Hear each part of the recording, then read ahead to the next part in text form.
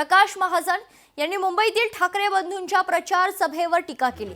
ठाकरेंनी पुन्हा अदानी पुराण सुरू केलंय असं महत्त्वाचं विधान प्रकाश महाजनांनी केलंय। मराठी माणसाला भ्रमित करण्यासाठी ठाकरेंचं भाषण होतं। दोन भावांनी किती मराठी उद्योगपती मुंबईत आणले असा सवाल त्यांनी उपस्थित केलाय।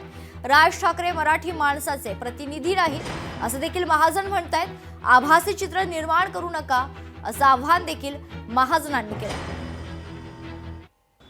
अदानी पुराण सुरू केलं,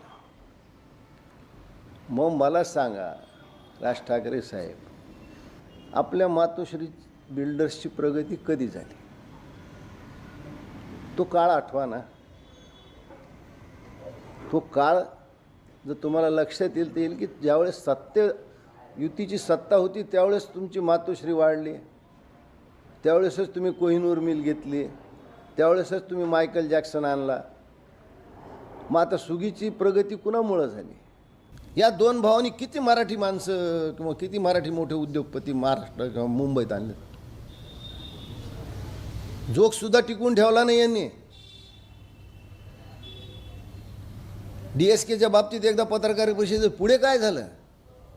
तुम्ही किती मराठी माणसाच्या मागे उभा राहिलात? आणि आज तुम्ही अंबानी ना अदानी, आम्हाला त्या दोघांच्या वादात मला जायचं नाही।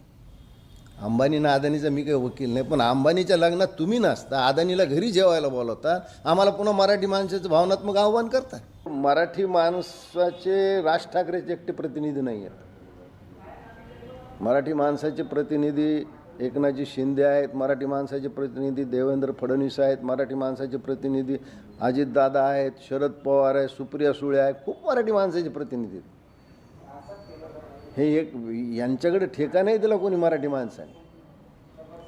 वस्तुस्थितीवर तुम्ही काय ते बोला, आभासी चित्र निर्माण करू नका। तुम्हाला लोकांनी नाशिकची सत्ता दिली, काय झालं?